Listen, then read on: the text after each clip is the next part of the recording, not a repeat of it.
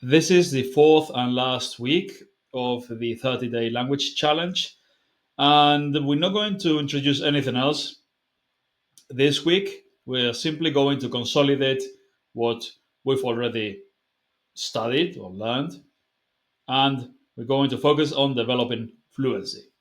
It's been a lot of vocabulary and a lot of grammar introduced in the first 3 weeks.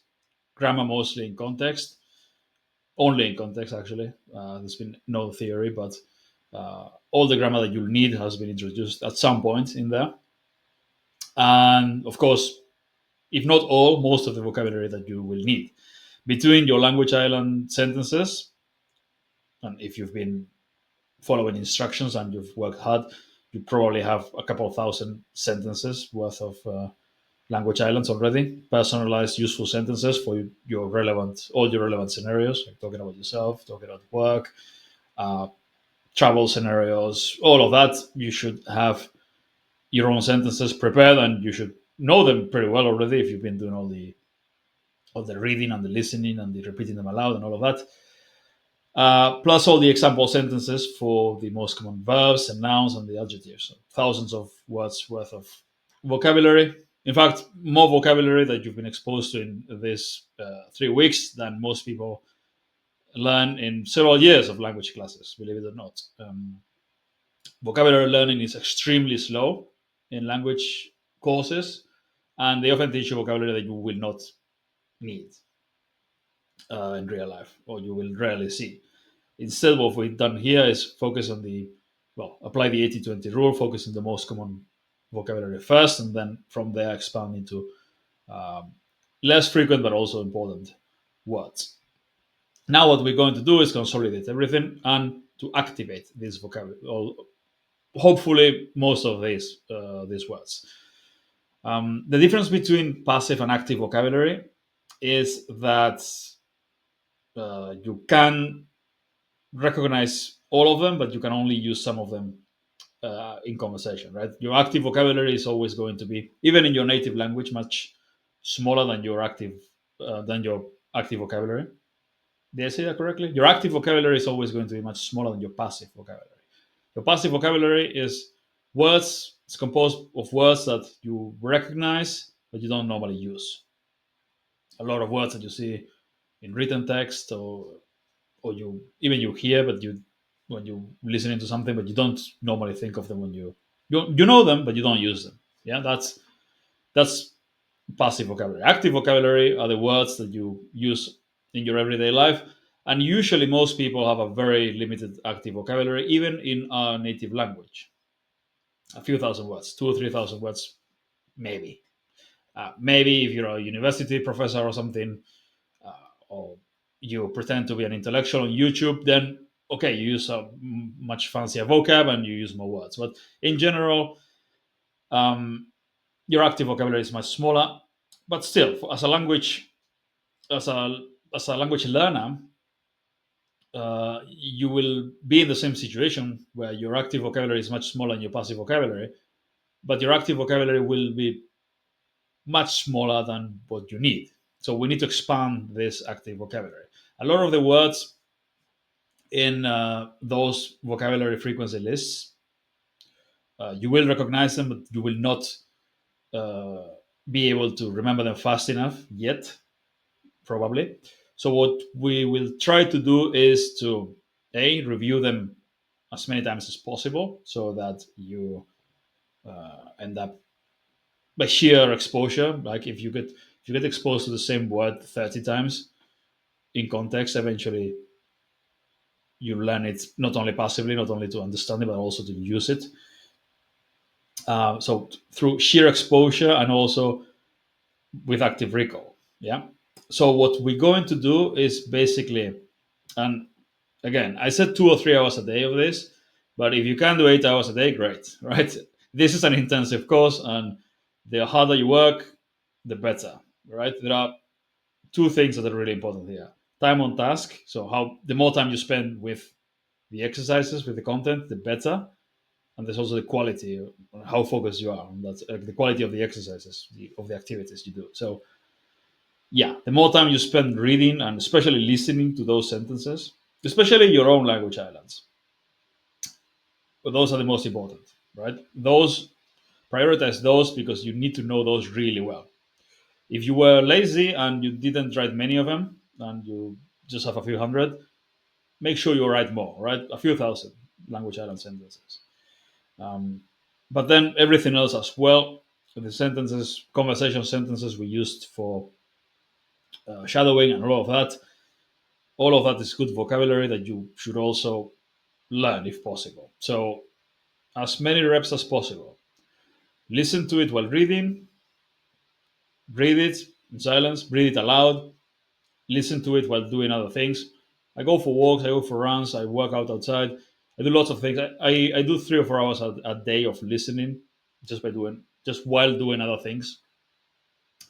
And you should do all of this. So as much input as possible with all of these sentences that you've already reviewed many times, but and you've memorized the vocab with associations, but now you need extra reviewing. But also, we're going to actively try to use this in conversation. And I already explained the 1 minute exercise. It's a very simple activity that is simple but not easy in the beginning, but then it gets easier and easier, obviously. But it's excellent training for fluency development. It's excellent training for conversation. And it's basically setting a timer for 1 minute and trying to speak as much as possible in the language. And you should do this in the middle of your reviewing. So, for example, if you're reading while listening, you're reading Portuguese while listening, and every 5 to 10 minutes, at random, whenever you feel like doing it, pause the audio file, set a timer, and using the sentences you've been reviewing for the last 5 to 10 minutes, try to speak for a minute. Just put yourself in situation in whatever. Imagine you are in that specific place at the time that you want to be talking to people in Portuguese, and uh, you try to have a conversation with yourself. Just 1 minute, right? And it's going to be hard, but you try it.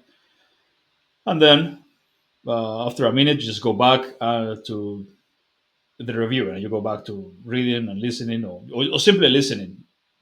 You just continue listening.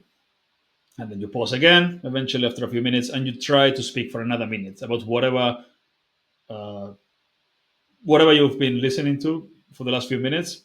Like it doesn't matter if it was a vocabulary, uh, it was a vocabulary list with the example sentences, or your language islands about work, or your language islands about specific situations while traveling, whatever you were listening to, try to speak about that for a minute.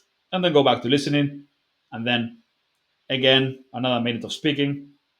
And you do 30 of these 1 minute speaking sessions, mini sessions. 1 minute is nothing, right? You can do it easily. 30 minutes in a row, that'd be, yeah, it's not doable, and it's also not efficient at all because it's just after a couple of minutes you'd be exhausted. But if you just do 1 minute and then go back to just getting input, that's great. I do this, believe it or not, in the middle of the street. I just go out, go for a walk. I don't do it while running because that'd be a little bit too much. But um, I do walk a lot, and I also do work out outside. Well, normally I just go either now. I don't know if I'd call it hiking, but yeah, a little bit in the hills, or to the beach as well if the weather is good, which these days it is. So I just I'm walking back and forth on the beach, and I'm just listening. And I stop and I take I grab my phone. I pretend to send a voice message, and if you do that, you can also look at the timer right while you're speaking. So you pretend to send a voice message in the language, then you go back to listening, and you do that 30 times during the day. Again, while going for walks, you could also do it while working out. I mean, it depends on how hard you work out, right? But you could, if you're doing pull-ups or something, um, take a minute break and you just speak for a while, and then go back to listening while working out. Again, if you take your workout super seriously and you only want to listen to motivational music or something, that's something else. But find things you can do while listening. I mean, I've been saying this for a month now, right? But just listen to your sentences that you want to learn over and over again and repeat, and take frequent breaks, 1 minute breaks to try to speak, and then go back to listening. And do this every day this week, 30 times at least. All right, as many times. If you do it 100 times a day, which I don't do normally, but you could. If you can't do it, then why not? The more of it you do it, the better. Um, and it's going to be really helpful to develop fluency. And if you do it in public, it's going to be even better because it's one thing to be able to say things, and then it's very different to be able to do it in front of people. And a lot of people are afraid of speaking. So, would I look stupid when I talk to in front of people? If you just talk on your phone all the time in the language, you at some point you'll just stop um, noticing the difference between speaking your language and speaking the target language in front of people. It'll be the same thing. It'll be slightly more difficult. You'll be slightly slower. Your vocabulary will not be as good. You'll make some mistakes, but at some point that it'll just go away. That fear of fear of speaking in front of people, and you'll just do it. So if you're too shy to do it now, just doing the 1 minute exercise on your phone in front of people, just do it at home.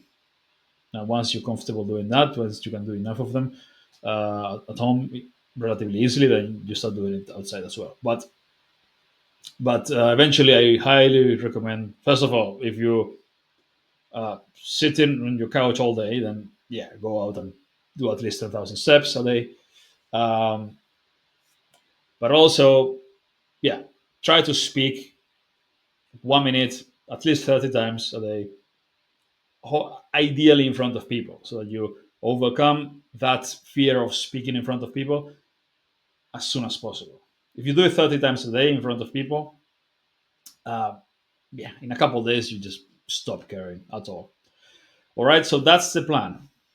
All of these words and sentences that we've been learning for the last 3 weeks, all the vocab, all the grammar, without studying the rules, obviously, and all your sentences, your language islands for your specific situations and the things you want to do. You're going to review them over and over again, read them, shadow them, listen to them, and 1 minute exercise. Try to use them like free flow speaking, all right? Anyway, let's go.